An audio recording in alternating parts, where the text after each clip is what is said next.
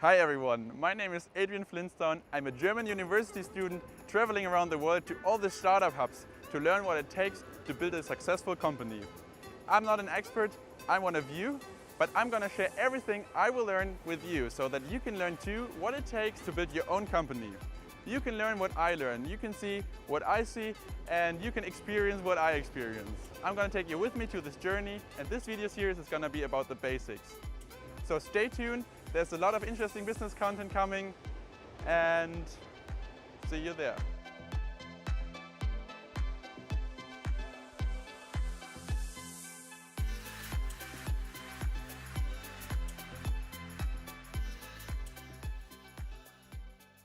Hi everyone, I'm here with my friend James. I met him last week at WeWork, and right now we are at a co-working space, so I gotta apologize for some background noises, but at least you got some good free music. And yeah, thanks for taking the time to talk to me. Sorry, great to be here. Hi everyone. All right, so James, would you like to introduce yourself and talk a little bit about your background and what happened after university till today?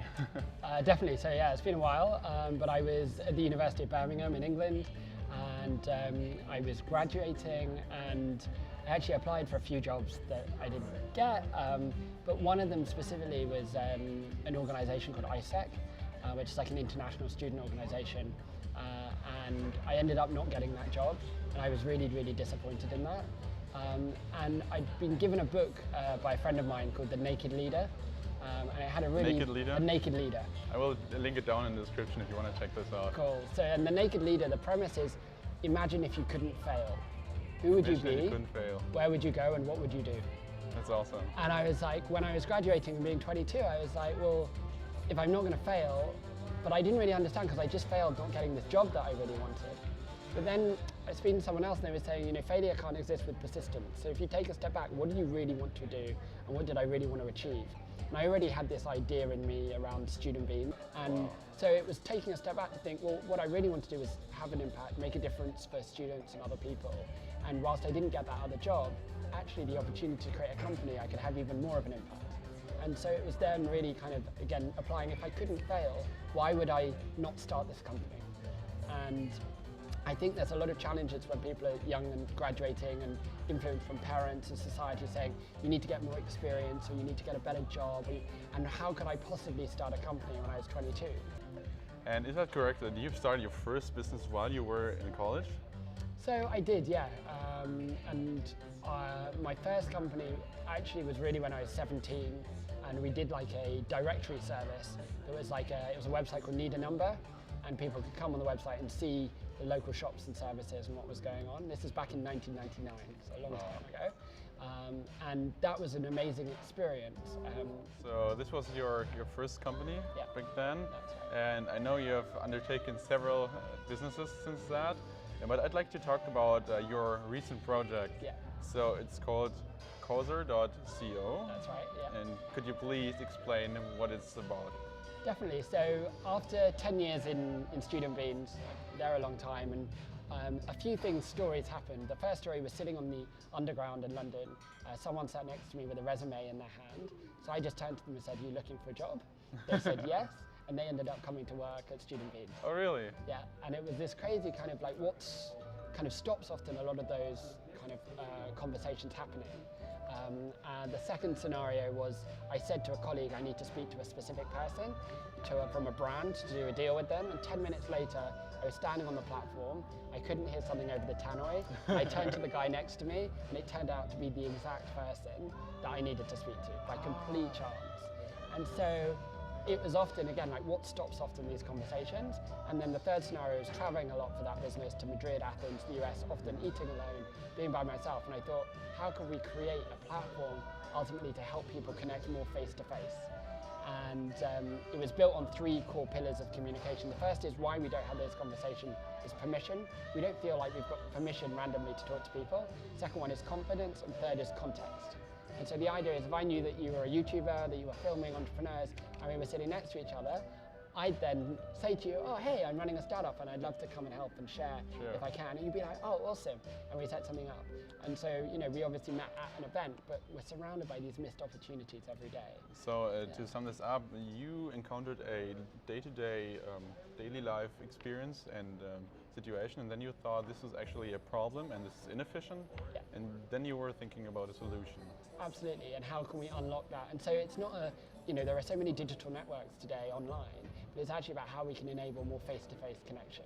And kind of, it's using your phone, and I guess just like dating, in the dating world, you've got Tinder and Grindr and Happen, these various platforms to help people connect socially and for hooking up, but no one's really owning or delivering this in the business space, and we believe that's what we're here to do.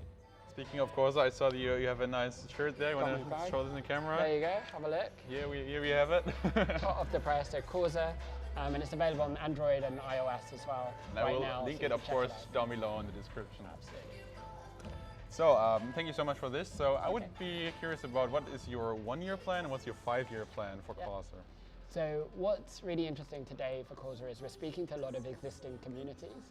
So we're sitting in a co-working space at the moment, and often people are sitting nearby that you could be connecting with. So we're looking at how we can work with those different communities, maybe alumni networks. So if anyone's watching that's part of a community that wants to bring Causa to that, it's completely free to do it. You go on the app and you can request a group, and then we'll create a group for you, and you can then share that with your community. So as you travel the world, the vision is that anyone from those communities, if you've got some context of someone nearby, then that's the reason why you'd start a conversation.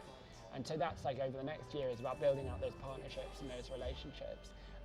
And in the next 5 years, I really hope that you'll be able to land in any major city of the world, open Causa, and be able to connect with people and have a meaningful connection.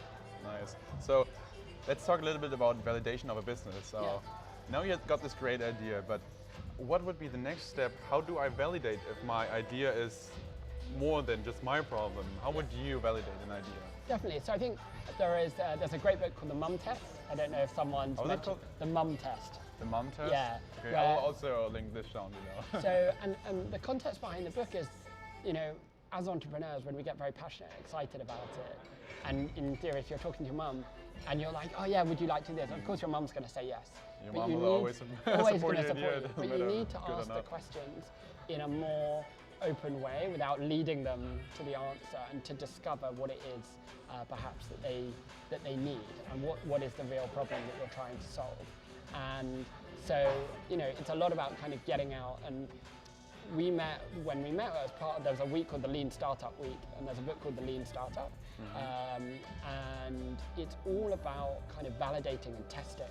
So for example, for Student Beans, we had a landing page originally saying coming soon, and we went to all the shops and services with a printed folder showing them what the future would look like and asking them for money before we even had a website built, before we had any students. You're basically a MVP, could you say that? Exactly.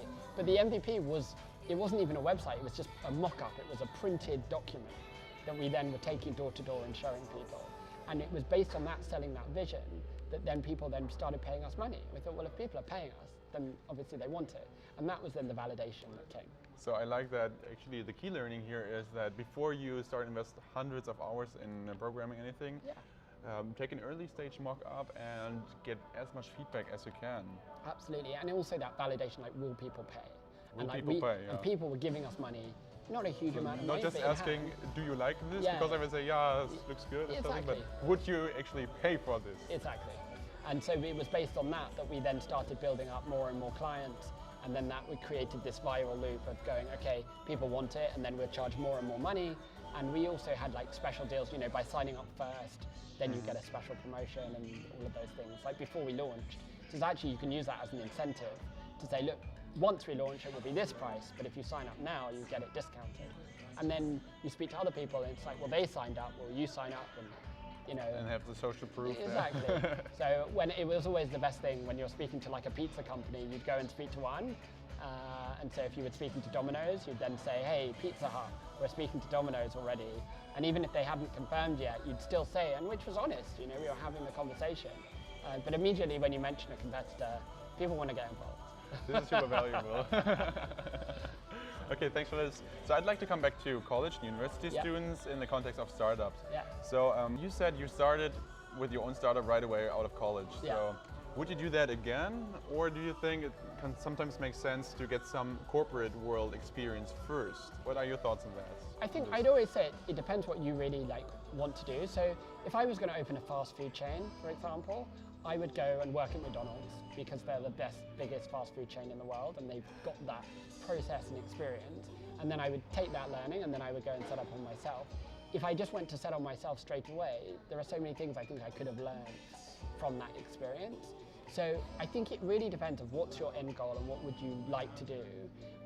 I think a lot of people though, the fear is of failure, and you know, a lot of family, like when I was 22, said you should go and work for someone and get more experience. But I thought if I really wasn't going to fail, that gave me a great frame to actually go and start doing it straight away. And so the other thing is I think people when they graduate can get very comfortable on the corporate ladder.